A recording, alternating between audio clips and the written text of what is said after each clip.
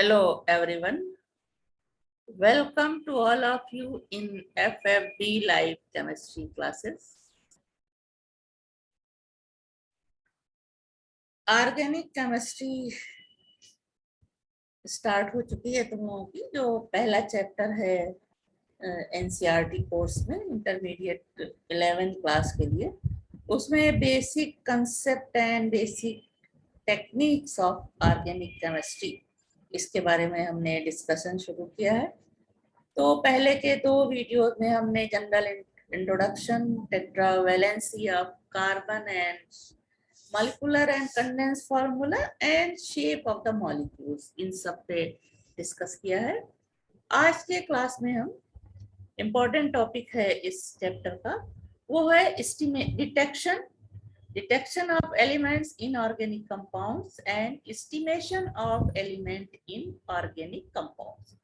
इन topics पे हम discuss करेंगे। इम्पोर्टेंट टॉपिक है, प्रैक्टिकल में भी इसका बहुत यूज है। प्रैक्टिकल जो कराया जाता है उसमें detection of elements important part है।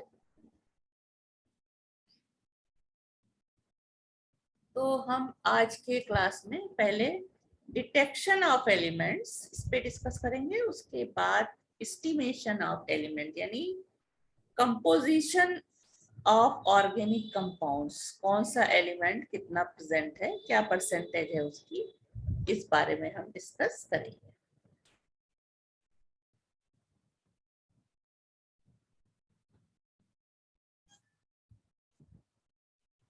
The main objective of an organic chemist is the determination of the structure of a new organic compound which has been obtained in pure state either from a natural source or it is synthesized in the laboratory. In order to establish the correct structure of an organic compound, it is necessary to know precisely its molecular formula. The following steps are involved in the determination of the molecular formula of a compound. First is detection of element, which is known as qualitative analysis, and estimation of element, which is known as quantitative analysis. So first we discuss detection of elements or qualitative analysis. Most of the organic compounds contain 2 to 5 different elements. The principal elements present are carbon, hydrogen, and oxygen. Less commonly present elements are nitrogen, sulfur, halogen. In few organic compounds, phosphorus and metals may also be present. The order of abundance of these elements in organic compound is given here. Carbon always present, सभी organic compounds में carbon present होता है। Hydrogen nearly always present, carbon और hydrogen जरूर होगा। Oxygen generally present, nitrogen, halogen, sulphur less commonly present and phosphorus and metal rarely present. Now detection of carbon and hydrogen, कैसे हम detect करेंगे कि given compound में कार्बन और hydrogen present है। Carbon is always present in an organic compound and hydrogen too is rarely absent. However, the presence of these two elements is confirmed by the given common test. A small amount of dry organic compounds mixed with about 8 times dry cupric oxide is taken in a hard glass tube. The glass tube is clamped and fitted with a delivery tube carrying a bulb in the horizontal length. The end of the delivery tube is immersed in lime water. The bulb of the delivery tube contains anhydrous copper sulfate. The mixture is heated very strongly. Carbon and hydrogen present in the organic compounds are oxidized by cupric oxide to carbon dioxide and water respectively. This is known as copper oxide test. Apparatus is like this. इस तरह से जो ये tube होती है इसको delivery tube बोलते हैं। एक सिरा इसका उस टेस्ट ट्यूब से जुड़ा होता है जहाँ पे हम रिएक्शन करा रहे हैं, तो जो गैसेस बनती है वो यहाँ से दूसरी ट्यूब में पास करते हैं, तो इस ट्यूब को कहते हैं delivery tube and these are the test tube. तो ड्राई CuO और ऑर्गेनिक सब्सटेंस इसको में लेकर के यहाँ पे एक टेस्ट ट्यूब में हीट करते हैं, इसको इस तरह से फिट कर देते हैं। यहाँ पे delivery tube water drops turn anhydrous copper sulphate यहाँ पे लेते हैं। जब ये वाटर वेपर्स बनती हैं तो कॉपर सल्फेट को ब्लू कर देती है, और इसमें होता है लाइम वाटर, कार्बन डाइऑक्साइड यहाँ जाती है तो मिल्की कलर दिखता है। तो पूरा एपरेटस इस तरह से है।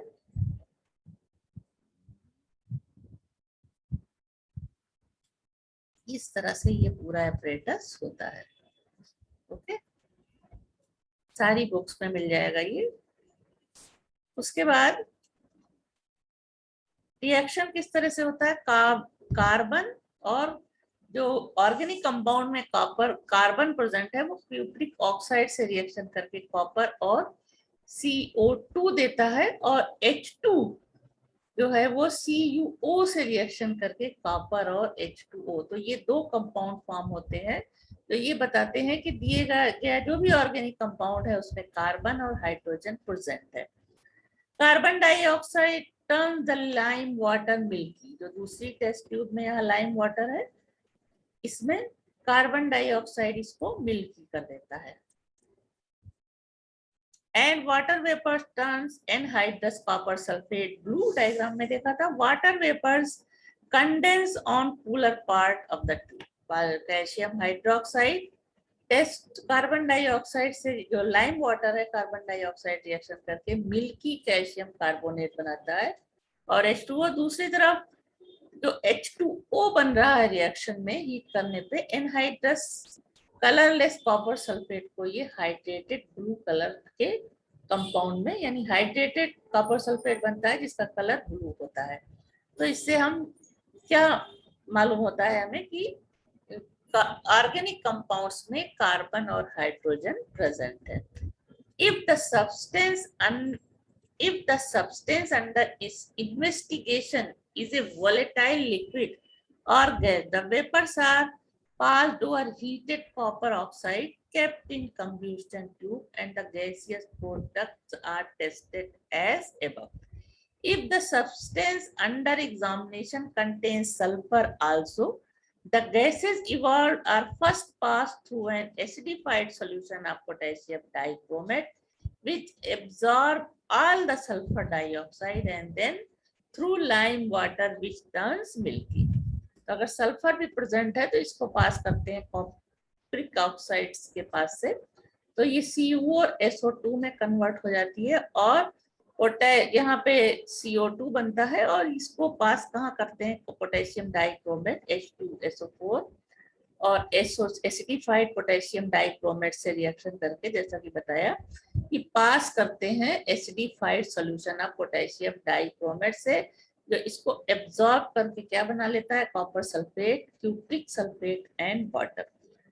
तो इफ, फिर से इसको देखो, if the substance under examination contains sulphur, the gases evolved are first pass through an acidified solution of potassium dichromate, क्योंकि यहाँ ये सल्फर डाइऑक्साइड बनाती है, और जब इससे पास करते हैं तो ये क्रोमिक सल्फेट बना लेती है, यानी पोटेशियम डाइक्रोमेट सारे सल्फर डाइऑक्साइड को एब्जॉर्ब कर लेता है, और जो लाइम वाटर में जो पहुंचती है वो सिर्फ कार्बन डाइऑक्साइड होती है।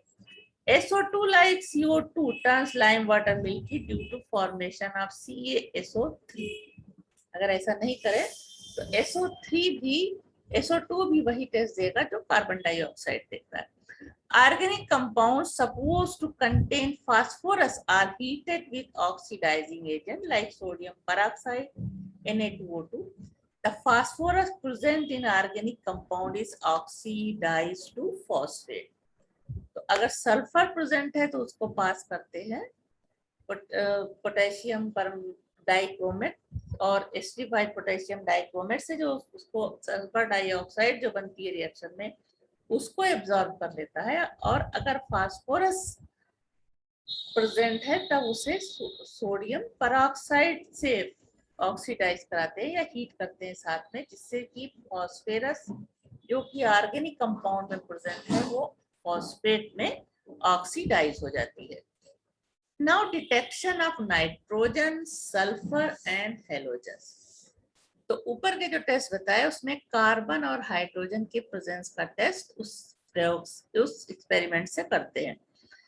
Now nitrogen, sulfur and halogen, these elements are tested in an organic compound by Leysinge test. The organic compounds NS or halogen is fused with sodium metal as to convert these elements into ionizable inorganic substance, that is nitrogen into sodium cyanide, sulfur into sodium sulfide and halogen into sodium halides. तो sodium metals के साथ जब organic compounds को heat करते हैं, strongly heat करते हैं, तब उसमें प्रेजेंट कार्बन, नाइट्रोजन सोडियम से रिएक्शन करके सोडियम साइनाइड बनाता है। सल्फर प्रेजेंट है तो सोडियम साइनाइड बनाता है, सोडियम सल्फाइड बनाता है, और हेलोजन प्रेजेंट है तो सोडियम हैलाइड बनाता है, जो जहाँ पे एक्स, Cl, Br और I तीनों हो सकता है। Now sodium metal should be in slight excess, otherwise in compound containing N and S together, sodium thiocyanate is formed. तो सोडियम को हम excess में लेते हैं। With excess of sodium, the thiocyanate form decomposes into cyanide and sulfide. तो sodium access में लेते हैं तो CN और S जो प्रेजेंट है कार्बन में, वो सोडियम थायोसाइनेट में बदल जाता है, और पहले सोडियम थायोसाइनेट में बदलता है, फिर एक्सेस में जब सोडियम होता है तो ये फिर इससे रिएक्शन करके सोडियम साइनाइड और सोडियम सल्फाइड बनाता है।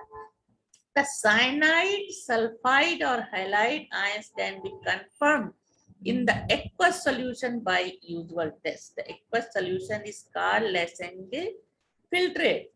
Now the preparation of Leysinge filtrate. A small piece of sodium of pea size is freshly cut and dried between the folds of filter paper. It is taken in a fusion tube, which is known as ignition tube, and heated gently. When it melts to shining globules, the tube is removed from the flame, and a small amount of organic compound, 0.05 gram of solid or 3 to 4 drops of liquid added to the sodium. The tube is first gently heated till the reaction ceases, and then strongly till it is red hot. It is now plunged directly into 10 to 15 ml of distilled water taken in a porcelain basin and crushed by the tip of the tongue. The contents are heated for 5 minutes and then filtered. The filtrate is known as Leysinge's filtrate or sodium extract. Organic compounds being covalent formally do not have ionizable group, hence direct test is not possible. अब ये लेसेंगे या sodium extract बन गया, जो filtrate हमें मिला वो क्या कहलाता है? Sodium extract. अब इससे हम बारी बारी से एलिमेंट को डिटेक्ट करेंगे। पहले detection of nitrogen. 2 ml of Leysinge's filtrate or sodium extract is taken in a test tube and 2 or 3 drops of freshly prepared ferrous sulfate solution are added. As the solution is alkaline, excess of sodium reacts with water to form sodium hydroxide. A green precipitate of ferrous hydroxide appears. The mixture is boiled for 2 minutes, cooled and acidified with dilute sulfuric acid. Now sulfuric acid dissolved ferrous hydroxide. Appearance of a green or Prussian blue color confirm the presence of nitrogen. Alternatively, ferric chloride and dilute HCl may be added.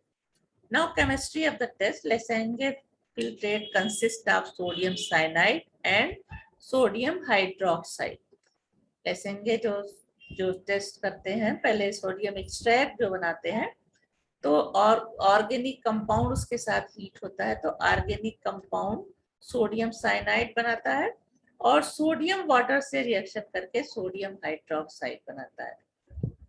तो जब हम इसको filter करते हैं तो ये दोनों चीजें इसमें प्रेजेंट होती हैं फिल्ट्रेट में। When the filtrate is boiled with ferrous sulfate solution, the following reactions takes place. Ferrous sulphate के साथ बॉयल करते हैं तो NaOH रिएक्शन करके फेरस हाइड्रोक्साइड बनाता है जिसका कलर ग्रीन होता है और सोडियम सल्फेट। और इस फेरस हाइड्रोक्साइड का रिएक्शन सोडियम साइनाइड से होता है तो ये सोडियम फेरोसाइनाइड जो कि एक कॉम्प्लेक्स कंपाउंड है सोडियम हेक्सासाइनोफेरेट सेकेंड ये बनाता है और NaOH बनता है। At the same time, some ferrous sulfate is converted to ferric sulfate. This reacts with sodium ferrocyanide to form ferric ferrocyanide or iron third hexacyanoferrate second, which gives Persian blue color or precipitate. तो ये पूरा reaction एक साथ है। जो हमको filtrate मिला उसमें क्या क्या था, उसमें हम फेरस सल्फेट डाल के जब गर्म करते हैं, फिल्ट्रेट में क्या क्या था, NaOH था और NaCN। तो फेरस सल्फेट NaOH से रिएक्शन करके फेरस हाइड्रोक्साइड बनाता है और Na2SO4। और ये फेरस हाइड्रोक्साइड फिल्ट्रेट में प्रेजेंट सोडियम साइनाइड से रिएक्शन करता है और सोडियम फेरोसाइनाइड बनाता है। At the same time, some ferrous sulfate is converted into ferric sulfate. This reacts with sodium ferrocyanide. अब ferric sulfate में convert होके ये sodium ferrocyanide से reaction करता है और बनाता है ferric ferrocyanide, which gives Persian blue color or precipitate like this. This is sodium ferrocyanide reacts with ferric sulfate to form ferric ferrocyanide. This gives blue Persian blue color and 6 Na2SO4 form. In case ferric chloride is added, the following reactions occurs. अगर तभी जो ये बना हुआ है sodium ferrocyanide एक तरफ तो फेरिक फेरोसाइनाइड बना जो पर्शियन ब्लू कलर दे रहा है, जिससे क्या कंफर्म हो रहा है कि नाइट्रोजन यहाँ पे प्रेजेंट है ऑर्गेनिक कंपाउंड में। और अगर फेरिक क्लोराइड भी ऐड कर दिया जाए तो सोडियम फेरोसाइनाइड से रिएक्शन करके ये iron hexacyanoferrate iron third hexacyanoferrate second बनाता है। Sometimes when the amount of nitrogen present is small, the Persian blue is present in colloidal form and the solution looks green. When the alkaline solution is acidified with HCl, the yellow color of ferric chloride produced by the acid with ferric ions make the blue color to appear as green. When the organic substance contain both nitrogen and sulfur, sodium thiocyanate is formed, which gives a blood red coloration of ferric sulfocyanide or ferric thiocyanate with ferric ions. Reaction is like this: sodium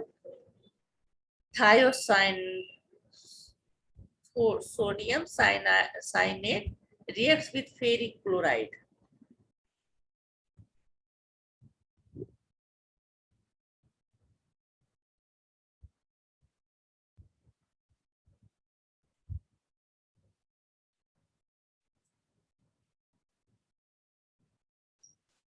Yes. This reacts with ferric chloride to form ferric sulfocyanide, which has blood red in color. Which color is blood red? और NaCl बनता है। This test fail in case of diazo compounds. उसके बाद आ जाते हैं detection of sulphur पे। लेसेंगेस test से sulphur का भी पता लगाते हैं। यहाँ हमने किसका पता किया? सल्फर और नाइट्रोजन का। सल्फर भी प्रेजेंट है और पहले नाइट्रोजन का डिटेक्शन किया, उसके बाद अगर उसके साथ सल्फर है तो उसका, उसके बाद है सल्फर अलग से सल्फर का। Sulphur is present in the sodium extract in the form of sodium sulphide. Reaction में देखा था कि अगर सल्फर प्रेजेंट है तो वो सोडियम सल्फाइड में कन्वर्ट हो जाती है। When sulfur and nitrogen both are present, sodium thiocyanate is formed. Both are tested simultaneously with ferric chloride solution. When a blood red coloration appears, sulfur is tested in the sodium extract in the following manner. To a little of sodium extract, freshly prepared sodium extract उसी तरह बनाएंगे जिस तरह से पहले बताया. A freshly prepared solution of sodium nitroprusside is added. A deep violet color indicate the presence of sulfur. तो इसमें क्या करते हैं, 1 by 1 डिटेक्शन करते हैं. पहले हम जो भी ऑर्गेनिक कंपाउंड है उसमें नाइट्रोजन का डिटेक्शन करते हैं और नाइट्रोजन के साथ सल्फर होने का डिटेक्शन करते हैं. अगर दोनों नहीं है तो सिर्फ सल्फर होने का डिटेक्शन करते हैं.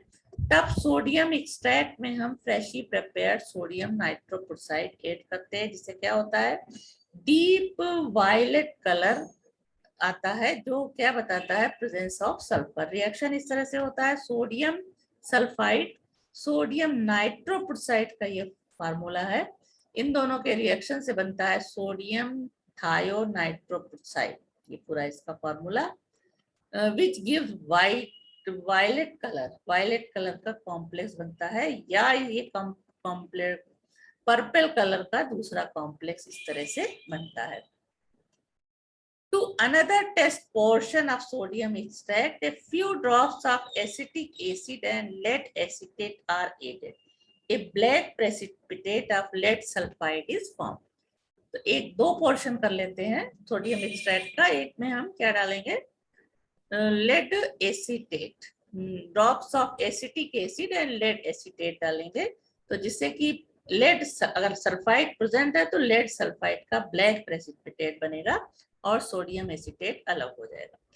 If organic compound contain both nitrogen and sulfur, then sodium fusion extract contains sodium thiocyanate, which gives blood red color with neutral ferric chloride. तो अगर क्या बन रहा है, सोडियम थायोसाइनेट, जब अगर इसमें नाइट्रोजन और सल्फर दोनों प्रेजेंट है तो ये क्या बनाएगा, सोडियम थायोसाइनेट, और फेरिक क्लोराइड से रिएक्शन करके ये ब्लड रेड कलर का ये कंपाउंड बनाएगा.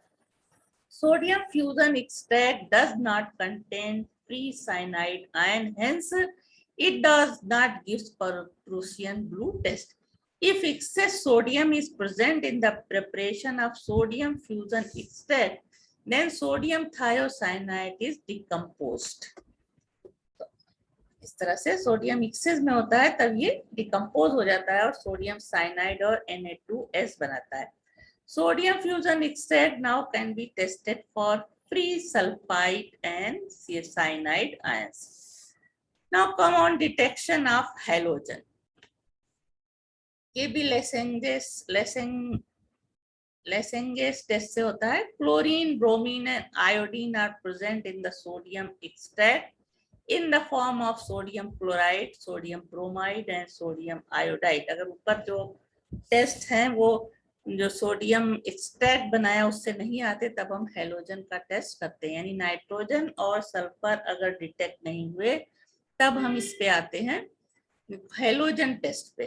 तो इसके लिए क्या होता है, sodium, chlorine, bromine and iodine present in the sodium extract in the form of sodium chloride, sodium bromide and sodium iodide respectively. For the test of halogen, it is necessary to remove sodium cyanide and sodium sulfide from the sodium extract. में भी ऐसा हो सकता है कि sodium और sulphide का भी टेस्ट आया हो और क्लोरीन, ब्रोमीन, आयोडीन में भी से भी कोई प्रेजेंट हो. Then it is necessary to remove sodium cyanide and sodium sulfide from the sodium extract if nitrogen and sulfur are present. This is done by the boiling the sodium extract with concentrated nitric acid.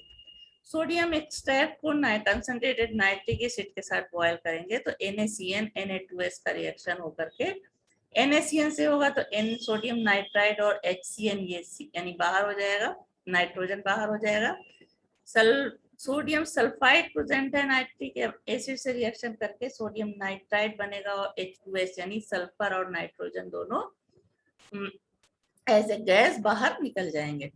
If NaCN and Na2S are not decomposed, white or black precipitate of AgCN and Ag2S respectively are formed with silver nitrate solution. To the sodium extract free from NaCN and Na2S, silver nitrate solution is added after acidifying it with dilute nitric acid. यानी sodium extract में पहले हम dilute nitric acid डालेंगे, उसके बाद silver nitrate solution डालेंगे. Appearance of white precipitate AgCl or pale yellow precipitate AgBr or yellow precipitate AgI indicate the presence of chlorine, bromine or iodine in the organic compounds. यानी जब AgNO3 डालने पे white precipitate मिलेगा तो वो इसका मतलब कि Cl प्रेजेंट है. NaCl AgNO3 के रिएक्शन से व्हाइट प्रेसिपिटेट ऑफ AgCl बनेगा और NaNO2. The precipitate of AgCl dissolved in ammonium hydroxide. If Br is present, then NaBr form, which reacts with AgNO3, forms pale yellow precipitate of AgBr and NO3. This precipitate of AgBr is sparingly soluble in ammonium hydroxide. If iodine is present, then NaI is formed, reacts with AgNO3 to form yellow precipitate and NaNO3. And this AgI is insoluble in ammonium hydroxide. Now, chlorine water test for bromine and iodine. From the color of AgBr and AgI, it is difficult to judge whether the organic compound contains bromine or iodine. To confirm the presence of bromine or iodine, the above test is supplemented by the chlorine water test, which is known as layer test. A small portion of sodium extract is acidified with dilute HNO3 or H2SO4, and then 1 ml of chloroform or carbon tetrachloride is added. Excess of chlorine water with constant shaking is added. If chloroform layer becomes yellow or brown, bromine is present, and if violet and iodine is present. तो chlorine अगर सिक्का से reaction होगा, Br present है तो NaCl और Br2 evolve होगी और ब्रोमीन जो है कार्बन टेट्रासल्फाइड को ऑरेंज कर देगी. Br2 dissolved in chloroform or carbon tetrachloride giving yellow or brown color layer. Iodine present है तो NaICl2 से रिएक्शन करके यानी क्लोरीन वाटर से NaCl और I2 बनेगा जो कि कार्बन टेट्राक्लोराइड लेयर को वायलेट कर देगी. I2 dissolve in CHCl3 or CCl4 giving violet color layer. Now detection of phosphorus. The organic compound is fused with the fusion mixture sodium carbonate and potassium nitrate. यहाँ पे क्या है? Organic compound is fused with the fusion mixture, that is sodium carbonate and potassium nitrate or sodium peroxide. The phosphorus present in the organic compound is converted into sodium phosphate. The fused product is extracted with water and the aqueous solution obtained is boiled with concentrated nitric acid and ammonium molybdenate. ये yellow precipitate or coloration indicates the presence of phosphorus. The yellow precipitate is due to the formation of ammonium phosphomolybdenate, like the formula of this NH4 thrice PO4 12MOO3. This is the ammonium phosphomolybdenate. Reaction is here. Phosphorus reacts with sodium peroxide to form sodium phosphate and Na2O. And sodium carbonate reacts with phosphorus with decent oxygen. This gives sodium phosphate and carbon dioxide. Sodium phosphate reacts with nitric acid, form phosphoric acid and sodium nitrite. This phosphorus phosphoric acid reacts with ammonium molybdenate plus HNO3. It forms ammonium phosphomolybdenate. This is the molybdenate, and this gives the ammonium phospho. This is ammonium molybdenate, and this is ammonium phosphomolybdenate. तो phosphoric acid reaction करता है किससे? Ammonium molybdenate और HNO3 से, और बनाता है ammonium phosphomolybdenate, साथ में अमोनियम नाइट्राइट और ammonium nitrate and water. Now, detection of oxygen. There is no satisfactory qualitative method for the detection of oxygen. However, its presence can be inferred indirectly if the organic compound is heated along in a dry test tube in presence of nitrogen. The formation of water drops on cooler part of the tube may indicate the presence of oxygen. The presence of oxygen can be inferred by testing the presence of functional group known to contain oxygen, that is hydroxyl, aldehyde, carboxyl और nitro. इन groups का test करने से भी ये confirm हो जाता है कि ऑक्सीजन ऑर्गेनिक कंपाउंड में प्रेजेंट है. तो ये था डिटेक्शन ऑफ एलिमेंट, यानी कौन से एलिमेंट्स ऑर्गेनिक कंपाउंड्स में प्रेजेंट है, इनका हम पता कैसे लगाएंगे. उसके बाद आते हैं estimation of element, which is known as quantitative analysis. After qualitative analysis of element, the next step in the determination of molecular formula of an organic compound is the estimation of various element by mass, that is finding the percentage composition of the substance by mass. The various methods commonly employed for the estimation of principal elements are discussed here. First is estimation of carbon and hydrogen. Carbon and hydrogen are estimated simultaneously by Liebig's combustion method. Principle of this method, Liebig combustion method. When a known mass of an organic compound is strongly heated with dry cupric oxide, carbon and hydrogen present are quantitatively oxidized to carbon dioxide and water respectively. The masses of carbon dioxide and water thus formed are determined, and the amount of carbon and hydrogen in the original compound are calculated. Reaction इस तरह से होता है.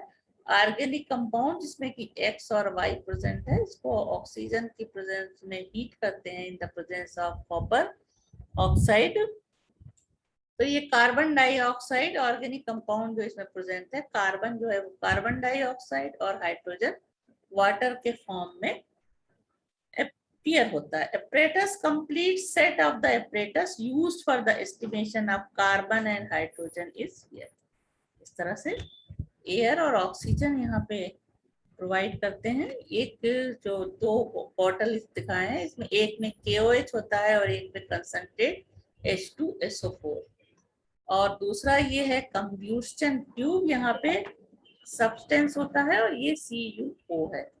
उसके बाद आगे ये क्या होता है, ऑक्सीडाइज्ड कॉपर क्वार्ट्ज. यहाँ से एयर आती है तो यहाँ पे इसका ऑर्गेनिक कंपाउंड सब्सटेंस रखा हुआ है, दोनों के बीच रिएक्शन होता है यहाँ से, तो ये आगे कैल्शियम क्लोराइड में पास होता है इधर, और इधर ये पोटाश बल्ब है, एब्जॉर्प्शन यूनिट है. ये पूरा क्या है, इसका estimation of carbon and hydrogen का एपरेटस है. तो ये एपरेटस है. एपरेटस में दिस जो पूरा सिस्टम दिखाया consist of 3 units. Oxygen supply ऊपर देखा यहाँ से हो रही है, और उसके बाद आगे है कंब्यूशन ट्यूब, ये कंब्यूशन ट्यूब है, और उसके बाद क्या है, एब्जॉर्प्शन एपरेटस. ये यहाँ पे एब्जॉर्प्शन एपरेटस है. Procedure: the combustion tube is detected from the absorption apparatus. It is strongly heated, and during heating, pure dry oxygen is circulated. It is then cooled and connected with absorption apparatus. The other end of the tube is opened for the while, and the port containing wet organic compound is introduced. The tube is again heated strongly till the whole of the organic compound is burned up. This operation takes about 2 or 3 hours. After the combustion is over, the tube is allowed to cool. The absorption units is discounted and new tube and potash bulb are sulfonolide tube are weighed separately. अब observation किस तरह से करते हैं? Let the mass of organic compounds be W gram. Increase in the mass of U tube. तो U tube का wait पहले ले लेते हैं, उसके बाद जब बाद में लेते हैं तो हमें क्या पता चलता है कि कितनी इंक्रीज हुई mass of U tube. इसको लिया Y gram. This is the mass of water form. Increase in the mass of potash bulb X gram. The mass of carbon dioxide form, यानी पोटाश बल्ब का हम wait पहले ले लेंगे और after the reaction mass of potash bulb हो जाएगा x gram, which is mass of carbon dioxide भी x ग्राम. अब कैलकुलेशन किस तरह करेंगे? H2O रिएक्ट करेगा हाफ O2 तो H2O बनाएगा. यहाँ 2 ग्राम हाइड्रोजन 18 ग्राम वाटर इससे बनता है. तो 18 gram water contains 2 gram of hydrogen, then y gram, यहाँ पे एक्सपेरिमेंट में y ग्राम ऑफ वाटर मिला है हमें, will contain 2/18 into y gram of hydrogen. और ये y ग्राम ऑफ हाइड्रोजन हमें कहाँ से मिला? m ग्राम, जो W ग्राम जो ऑर्गेनिक कंपाउंड है वहां से. तो परसेंटेज ऑफ हाइड्रोजन हो जाएगा 2/18 into y/W into head. Then this is the molecular weight of the water. तो परसेंटेज ऑफ हाइड्रोजन क्या हो जाएगा? Atomic molecular weight of hydrogen 2 upon molecular weight of H2O is equal to or hydrogen obtained in experiment upon weight of the or mass of the organic compound into 100. अब percentage of carbon किस तरह से निकालेंगे? 12 gram carbon reacts with oxygen to form CO2 44 gram. इसका molecular wait निकालेंगे तो आएगा 44 ग्राम. So 44 gram of carbon dioxide contains 12 gram of carbon.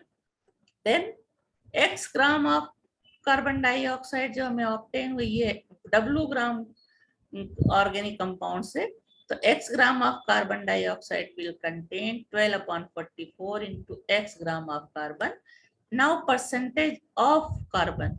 Because X gram of carbon dioxide obtained from W gram of organic compounds, then percentage of carbon 12/44 into X upon W into 100.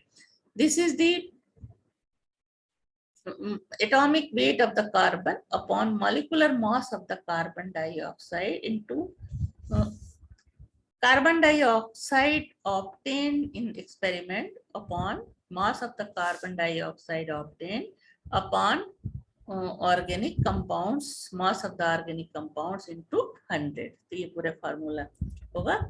Now Liebig's method is most suitable in case of organic compounds containing carbon, hydrogen and oxygen only. If however the organic compounds contain nitrogen, halogens and sulfur, also some modification are made. Substance containing nitrogen. The oxidation of nitrogen present in the organic compounds occurs and oxides of nitrogen N2O, NO, NO2 are formed. These oxides are also absorbed by caustic potash solution along with CO2. The oxides of nitrogen are decomposed again into nitrogen by placing a bright copper gauze roll near the exit and end. Nitrogen so produced is not absorbed by KOH solution. Reaction इस तरह से होगा. 4Cu NO2 से reaction करके CuO बना देगा और nitrogen अलग हो जाएगा. इसी तरह Cu plus N2O तो नाइट्रोजन अलग हो जाएगा. दूसरी कंडीशन में substance containing halogens. Halogens present in the organic compound form copper halides during combustion. Copper halides are volatile and partly decomposed at high temperature. forming free halogen. These halogens and copper halides are absorbed in the absorption apparatus. This can be prevented by placing a bright silver glass roll near the exit end. Non-volatile silver halides are formed. इस तरह से reaction हो जाता है और ये halogen अलग हो जाती है. Now substance containing sulfur along or sulfur and halogen. The sulfur present in the organic compound is oxidized to sulfur dioxide, which is absorbed in potash bulb. A layer of fused lead chromate is placed near the exit in sulfur dioxide react to produce non-volatile lead phosphate. इस तरह से lead chromate से reaction करके पहले lead oxide, chromium oxide और nascent oxygen मिलती है, जो लेड ऑक्साइड और सल्फर डाइऑक्साइड से रिएक्शन करके लेड सल्फेट का प्रेसिपिटेट बना देते हैं. It also reacts with copper halides and free halogens to form lead halides, which are retained in the combustion tube. The estimation of hydrogen and carbon पढ़ा, वैसे कुछ example किस तरह से हम सॉल्व करेंगे तो इससे क्लियर हो जाएगा. Now 0.92 gram 0.92 gram of an organic compound containing carbon, hydrogen and oxygen was analyzed by combustion method. The increase in mass of U-tube and the potash bulb at the end of operation was found to be 1.08 gram and 1.76 gram. Determine the percent of combustion composition of, determine the percentage composition of the compound. The increase in mass of U-tube 1.08. This is the mass of water formed 1.08 gram. Now 18 gram of water contains 2 gram of water. Calculation जैसे किया था. अब यहाँ पे Y की जगह है 1.08 gram of water contain hydrogen 2/18 into 100. Then the mass of compound taken for analysis, any mass of the organic compounds is 0.92 gram. Then the percentage of hydrogen is equal to 2/18 into 1.08 upon 0.92 into 100. तो ये percentage of hydrogen हो गया. अब carbon के लिए increase in mass of potash bulb, ये carbon dioxide यहाँ पे एब्जॉर्ब होती है, तो इंक्रीज कितना हुआ मास ऑफ पोटाश बल्ब में 1.7 gram. It is the mass of carbon dioxide form 1.76 gram, that is x. Since 44 gram of carbon dioxide contain 12 gram of carbon, then 1.8, this is the x, 1.76 gram of carbon dioxide contain 12/44 into 1.76 gram. Now percentage of carbon, this is the mass of the organic compound. Now percentage of carbon is equal to 12/44 into 1.76 upon 0.92 into 100 is 52.7. Now percentage of oxygen is calculated as 100 minus percent of carbon plus percent of hydrogen. तो percent of carbon hydrogen निकल आया, 100 में से minus कर देंगे तो percentage of oxygen मालूम हो जाएगी. Now composition of the compound, C is equal to 52.17%, hydrogen 13.04% and oxygen 34.79%. The second example, an organic substance. वो एक्सपेरिमेंट को के हिसाब से एक क्वेश्चन था, और जो इस तरह के क्वेश्चन आते हैं सॉल्व करने के लिए वो इस तरह से होते हैं. एन ऑर्गेनिक सब्सटेंस जिसका की वैल्यू कितनी है 0.2115 gram on complete combustion give 0.4655 gram of carbon dioxide and 0.2533 gram of water. Determine the percentage composition of the compound. Solution. Mass of carbon dioxide is given 0.4655 gram, mass of H2O form 0.2533 gram, and mass of organic compound taken 0.2115 gram. Now percentage of carbon 12/44 into mass of carbon dioxide upon mass of compound into 100, यही formula होता है percentage of carbon का। इसमें हम 12/44 मास of carbon dioxide और मास of carbon dioxide ये दिया है, मास ऑफ ऑर्गेनिक कंपाउंड ये है, वैल्यूज रखेंगे हम। तो परसेंटेज ऑफ कार्बन आएगा 60.03, इसको कैलकुलेट करके निकालना है। नाउ परसेंटेज ऑफ हाइड्रोजन हो जाएगा 2/18 into mass of H2O form जो हुआ ये, और mass of the compound, mass of hydrogen ये है, मास ऑफ कंपाउंड ये है, वैल्यूज रखेंगे तो हो जाएगा 2/18 0.2533 upon 0.2115 into 100 is equal to 13.30. Now percentage of oxygen 100 minus % of carbon plus % of hydrogen, दोनों को ऐड करके 100 में से जोड़ दिया तो this is the % of oxygen. Now composition of the substance, carbon 60.03%, hydrogen 13.30% and oxygen 26.67%. Another example,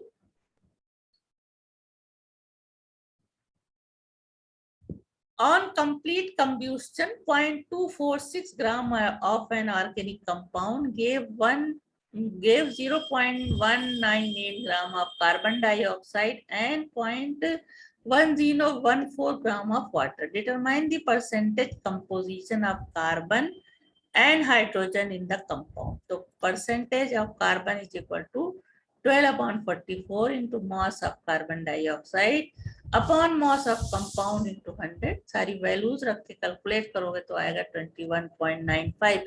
तो इसको रख करके कॉपी में नोट करके और इसका सोल्यूशन देखना है कि ये आता है कि नहीं, ईमानदारी से। Now percentage of hydrogen 2/18 into mass of H2O upon mass of compound into 100, सारी वैल्यूज रख के कैलकुलेट करोगे तो आएगा 4.53। अब यहाँ ऑक्सीजन का नहीं पूछा है, कंपोजिशन ऑफ कंपाउंड अब नहीं पूछा है, लेकिन निकाल सकते हैं कि ऑक्सीजन कितनी % है। अगर नहीं पूछा है तो निकालने की जरूरत नहीं है, अगर कहा गया है तो आप निकाल सकते हैं। इन दोनों को ऐड करके 100 में से माइनस कर देंगे, this is the percentage of oxygen. Now a hydrocarbon contains 75% carbon. Find out the percentage mass of CO2 and H2O obtained from the complete combustion of 0.8 gram of hydrocarbon. तो यहाँ percentage दी हुई है, यहाँ पे हमें क्या निकालना है, percentage mass of carbon dioxide and H2O। तो percent of carbon is equal to 75%, तो फॉर्मूले में हम, और परसेंट ऑफ जब ये कार्बन 75% है तो परसेंट ऑफ हाइड्रोजन जो है 25% होगी। परसेंट ऑफ कार्बन का फार्मूला होता है 12/44 इंटू मास ऑफ जो ऑब्टेन हुआ carbon dioxide upon mass of the compound into 100।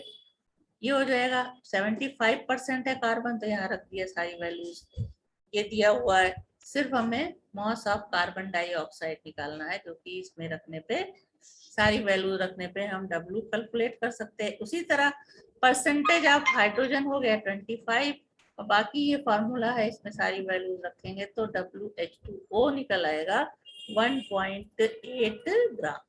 तो इस तरह से सारे मेथड बताए, किस तरह से एस्टिमेशन करते हैं कार्बन और हाइड्रोजन का। उसके अलावा डिटेक्शन ऑफ एलिमेंट्स, ये भी बहुत इंपॉर्टेंट है। तो ये दोनों चीजें आज की क्लास में डिस्कस हुई।